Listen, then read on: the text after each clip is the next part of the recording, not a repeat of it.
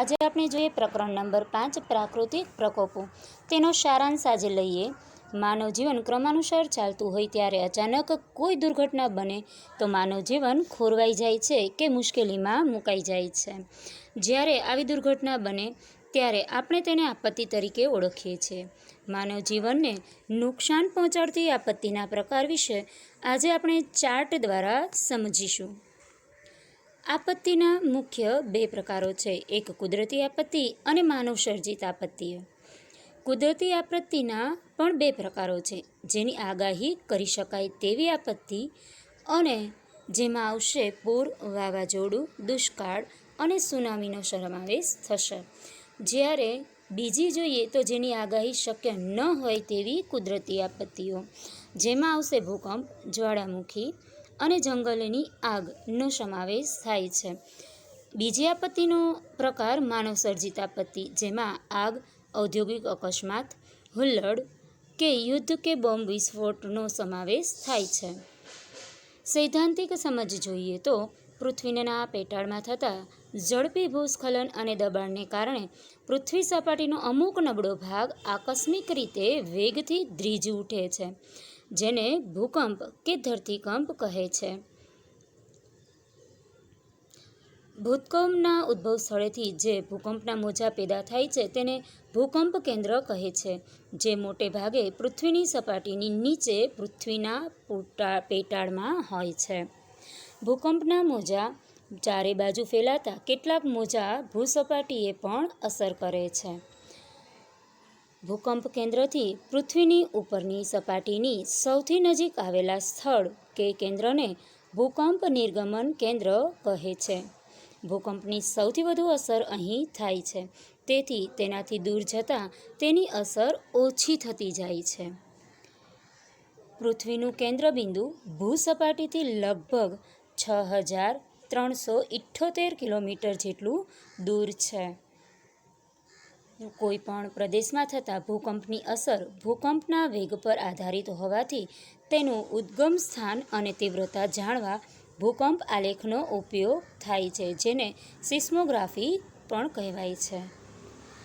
આગળ જોઈએ, 1 જ્વાળામુખીજન્ય ભૂકંપ, 2 વિભિન્નજન્ય ભૂકંપ અને નંબર 3 ભૂસ્ખલનજન્ય ભૂકંપ। એલ્યુસિયન ટાપુઓ પર આવેલ પૃથ્વીની સપાટી પર રહેલ જ્વાળામુખીનો પ્રારંભિક હિસ્સો અત્યંત દાહક પીગળેલા ખડકો, રાખ અને વાયુઓનો બનેલો છે, જે સપાટીની નીચે હોય છે।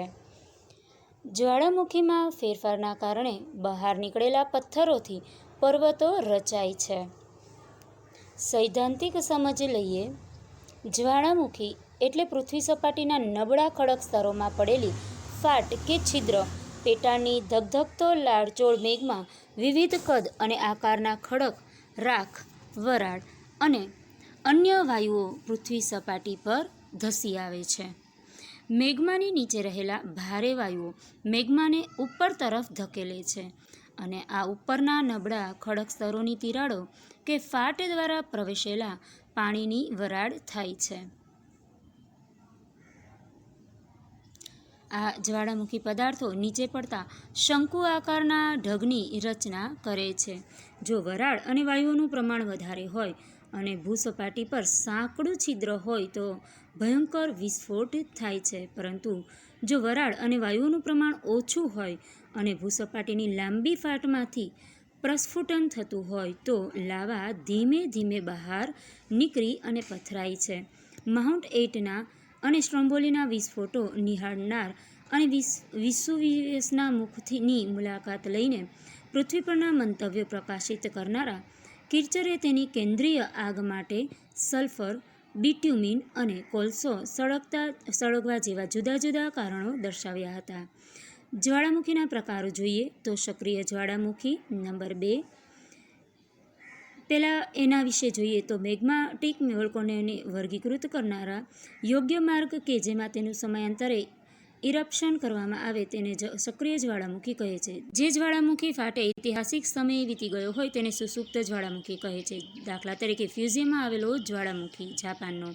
નંબર 3 મૃત જ્વાળામુખી, જે જ્વાળામુખી એકવાર ફાટ્યા પછી ક્યારેક ફરી થતું નથી તેને મૃત જ્વાળામુખી કહે છે. દાખલા તરીકે સ્કોટલેન્ડમાં થયેલ એડિનબર્ગ, ત્યારબાદ અંદમાન અને નિકોબાર આ દ્વીપ સમૂહમાં જ જ્વાળામુખી આવેલો છે.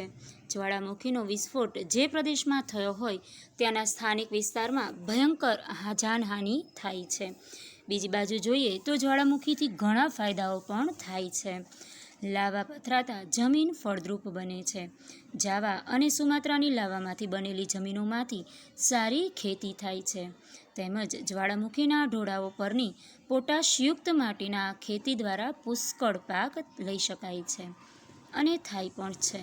આગળ જોઈએ, આવા વિસ્તારના ગરમ પાણીના ઝરામાં જંતુનાશક દ્રવ્યો હોવાથી ચામડીના રોગોમાં અસરકારક નીવડે છે. જ્વાળામુખીના કારણે પારો, એન્ટીમની, સીસુ, જસત, ટંગસ્ટન, કલાઈ વગેરે ધાતુમય ખનિજો મળે છે. ઉપરાંત જ્વાળામુખી નળીમાં લાવારસ ઠરતા અને કાર્બન ઉપર દબાણ આવતા સમય જતાં તેમાંથી હીરા બને છે. જ્વાળામુખીમાંથી ફેંકાતા વિખંડિત ખડક પદાર્થોમાંના નાના પથ્થરો લાપીલી તરીકે ઓળખાય છે. તેને મનગમતો ઘાટ આપવાથી તે ખૂબ જ ઉપયોગી પુરવાર થાય છે. જ્વાળામુખીમાંથી થવાના કારણો જોઈએ. પૃથ્વીના પેટાળનું તાપમાન. 2. પ્રવાહી મેગ્માની ઉત્પત્તિ. નંબર 3. વાયુ અને વરાળનો ઉદ્ભવ. અને નંબર 4. મેગ્મા એટલે કે લાવારસનું ભૂસપાટી તરફનું ઉદ્વહન. તો સુનામી વિશે જોઈએ. સુનામી જાપાનીઝ ભાષાનો શબ્દ છે. શુ એટલે બંદર અને નામી એટલે મોજા.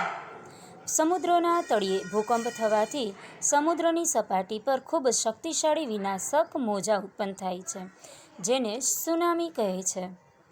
તે ઊંચા અને અસાધારણ લંબાઈના મોજા હોય છે.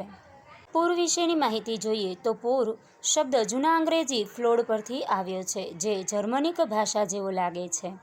ધી ફ્લડ શબ્દ સનાતન પાણીના કદ વધારાનો ઉલ્લેખ કરે છે, જેનું વર્ણન જેનેસીસમાં બાઇબલમાં કરવામાં આવ્યું છે. પૂરના મુખ્ય પ્રકારો જોઈએ. 1. નદીના પૂરો. ધીમા પ્રકારો. ભારે પવનને કારણે ભારે વરસાદ પડતા ઉદ્ભવતા પૂર. ઝડપી પ્રકારો. ગરમીને કારણે બરફ ઓગળવાથી પરિણમતા પૂર. નંબર 2. ખાડી પૂર. તોફાની પવનને કારણે દરિયાઈ મોજાના મિશ્રણથી ઉદ્ભવતું પૂર. નંબર 3. દરિયાઈ પૂર. ભારે દરિયાઈ તોફાન અથવા અન્ય પરિબળોને લીધે થતા પૂર. 4. વિનાશકારી પૂર. ડેમ તૂટવાથી કે અન્ય નુકસાનકારક પરિબળોને કારણે. નંબર 5. કાદવવાળું પૂર. કાદવવાળું પૂર પાકની જમીનને ધોવાણમાંથી ઉત્પન્ન થાય છે. પૂરના ફાયદાઓ જોઈએ તો પૂર માનવીની રોજિંદી અને આર્થિક પ્રવૃત્તિઓ પર અસર કરે છે. તેમ છતાં તે ઘણા ફાયદા પણ કરાવે છે, જેમ કે જમીનને ફળદ્રુપ બનાવે છે. જમીનમાં ખામી હોય તો તેના પોષક તત્વો પૂરા પાડે છે. દુષ્કાળ કે અનાવૃષ્ટિ વિશે જોઈએ. વરસાદ ન આવવાથી ખોરાક, પાણીની અછત સર્જાય છે અને જમીનમાં પાણી સુકાઈ જાય છે. તે પ્રક્રિયાને દુષ્કાળ કહે છે. દુષ્કાળની પરિસ્થિતિ ત્યારે સર્જાય છે જ્યારે કોઈ વિસ્તારમાં સરેરાશ વરસાદ કરતાં સતત ઓછો વરસાદ પડતો હોય. દુષ્કાળના કારણો જોઈએ. વનના નાબૂદીકરણ, વધુ પડતી ખેતી અને વધારે પડતી સિંચાઈ. દુષ્કાળ ન થાય તેના ઉપાયો જોઈએ. વરસાદી પાણીનો સંગ્રહ કરવો જોઈએ. પાણીનો પુનઃ વપરાશ કરવો. પાકની ફેરબદલીનું સાવચેતીપૂર્વક આયોજન કરવું. આગળ જોઈએ વાવાઝોડું. તેના વિશે માહિતી લઈએ. વાવાઝોડું એ પવન દ્વારા ઉદ્ભવતું તોફાન છે, જેને ચક્રવાત કે વંટોળ દ્વારા પણ ઓળખવામાં આવે છે. સૈદ્ધાંતિક સમજ લઈએ. સામાન્ય રીતે દરિયા કિનારાના વિસ્તારમાં વંટોળ સર્જાય છે, જેના કારણે હવામાં થતું હલનચલન વેગ પકડે છે અને તોફાની બની જાય છે. આ હવાના તોફાનો મર્યાદિત સમયગાળા અને વિસ્તારમાં અસર કરે છે, જેને હરિકેન, ટોર્નેડો, વંટોળ વગેરે નામથી પણ ઓળખવામાં આવે છે. દાવાનળ વિશે જોઈએ. જંગલોમાં વૃક્ષોના પરસ્પર ઘર્ષણ અથવા તો આકાશમાંથી પડતી વીજળીને કારણે કે બીજા કોઈ કારણે આગ લાગે તેને દાવાનળ કહે છે. દાવાનળને કારણે વન્ય સંપત્તિને ખૂબ જ નુકસાન થાય છે. ઉદાહરણ તરીકે જોઈએ તો અરાવલીના જંગલોમાં થયેલ દાવાનળ ભૂસ્ખલન. કેટલીકવાર જમીન કે ભૂમિ પ્રદેશનો ઉપરનો ભાગ નીચે તરફ ખસી જવાની ક્રિયાને ભૂસ્ખલન કહે છે. ભૂસ્ખલનને લેન્ડસ્લીપ તરીકે પણ ઓળખવામાં આવે છે, જેમાં પથ્થર પડવા, છીછરા કચરાનો પ્રવાહ, જમીનનું હલનચલન વગેરે જેવી વિશાળ શ્રેણીનો સમાવેશ થાય છે. આ એક ભૌગોલિક ઘટના હોવાથી અતટીય, દરિયાઈ અને તટવર્તીય પર્યાવરણોમાં થાય છે. પૃથ્વીનું ગુરુત્વાકર્ષણ ભૂસ્ખલન માટેનું પ્રાથમિક ચાલક બળ છે.